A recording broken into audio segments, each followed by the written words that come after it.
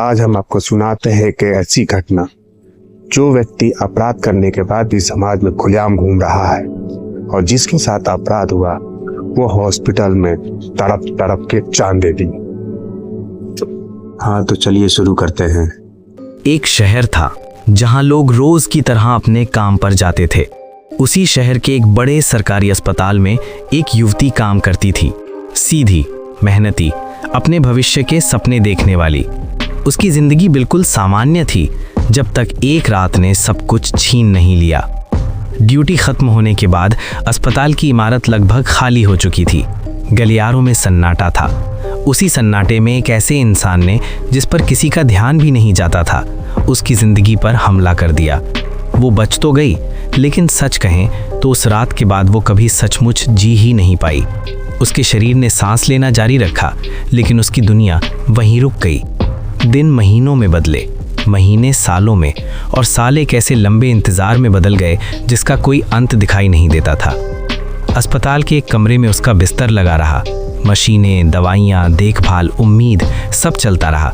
लेकिन जो जीवन कभी सपनों से भरा था वो अब सिर्फ अस्तित्व भर रह गया था। सबसे दर्दनाक बात क्या थी? जिस इंसान ने ये सब किया वो कानून की उन कमज़ोर दीवारों के पीछे छिप गया जहां सच से ज़्यादा कागज़ों की भाषा बोली जाती है।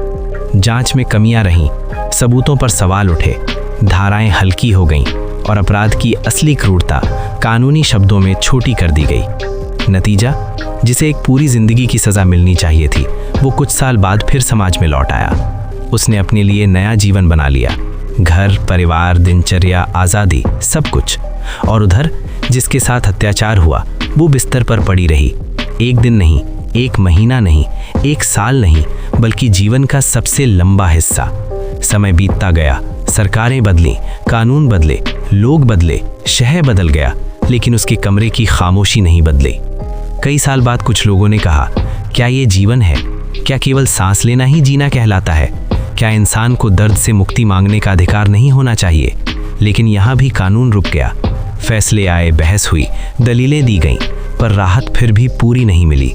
विडंबना देखिए, जिसे न्याय चाहिए था उसे प्रक्रिया मिली, जिसे दया चाहिए थी उसे इंतजार मिला, जिसे सम्मान चाहिए था उसे सिर्फ सहानुभूति मिली, और अंत में एक दिन उसकी मृत्यु हो गई।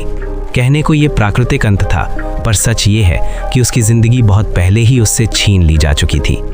इस कहानी में सबसे बड़ा सवाल अपराध नहीं है, अपराध तो एक रात हुआ था। सबसे बड़ा सवाल ये है कि उसके बाद व्यवस्था ने क्या किया।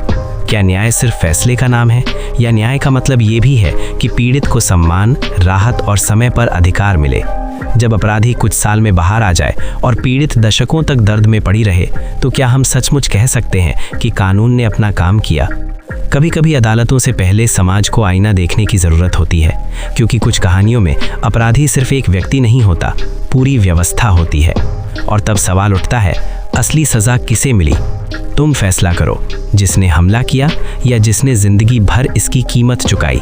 कानून की किताब बंद हो सकती है, लेकिन ऐसी कहानियाँ इंसाफ का सवाल खुला छोड़ जाती हैं।